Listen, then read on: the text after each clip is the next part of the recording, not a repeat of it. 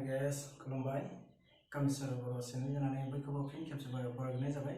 दिनैनि टपिकआनो जाहैबाय 2023 मायथाइनि मेट्रिक रिजाल्टनि सोमोन्दै सावरायनाय। गतिके जों गमामायै गोबां सम नेबाय थादोंमोन। गतिके मैयानि दिनाव रिजाल्टआ फैबाय। गतिके गोबां रंजाथाव खबर। गोबां जोंनि फंबाय बिनानावमोना मोजां पार्सेन्टेज लानानै पास जादों। बिखेख आं शेयार खालामनो नागिरदों जोंनि बर' माहारियाव गोबाङानो देग्लाय पार्सेन्टेज लानाय बायदि मोनदों। गतिके बेखौनो खावलायो जे जोंनि बर' माहारिखौ फ्राय जोंनि बर' माहारिया बिदि सानो जाहाथे इंराजि फरायबासो एबा बेलेग मिडियाम फरायबासो जोंनि गथ'फोरा टेलेन्ट जायो। बिदि जेबो नङा।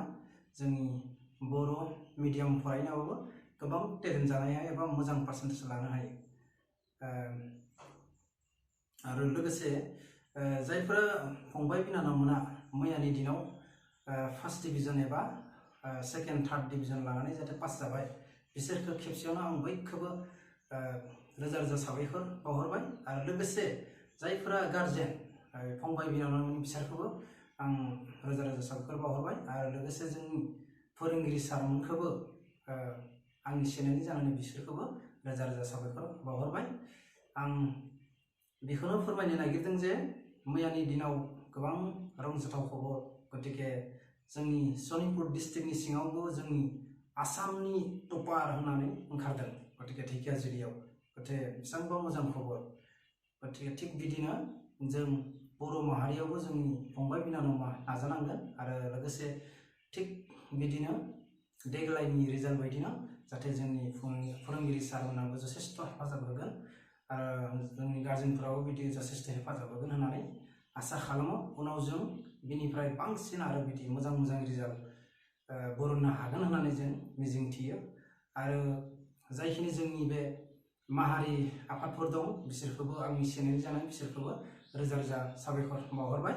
लोगोसे जों जाबायदि हाबाफारि लानाय दङ बरायनाय हाबाफारि, जों गाबोन बे हाबाफारिखौ मावनोसै। आरो मैयानो बे भिडिअखौ बानायनो नागिरदोंमोन। आंनियाव गोबां टेक्निकेल प्रब्लेम एबा गावनि खामानि बेस्थ'तानि थाखाय बे भिडिअखौ बानायनाय जायासै। गतिके निमाहा बिनाय थाबाय।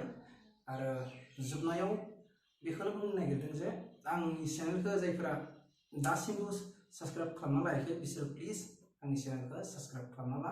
आरो लोगोसे लाइक शेयार कमेन्ट खालाम। जेसेबां मोजां कमेन्ट खालामो आं बेसेबां बानायनो मोजां थुलुंगा मोनगोन जाहाथे मा सिस्टेमाव भिडिअ बानायनांगौ आरो बेनिफ्रायबो बांसिन मोजां बानायनो नाजागोन।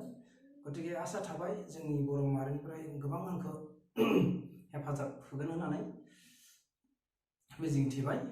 जोबनायाव बेनोसै, जुदि बे भिडिअ बानायनायाव जुदि माबाफोर गेना गोरोन्थि जादोंबा निमाहा मोनगोन होननानै मिजिंथिबाय।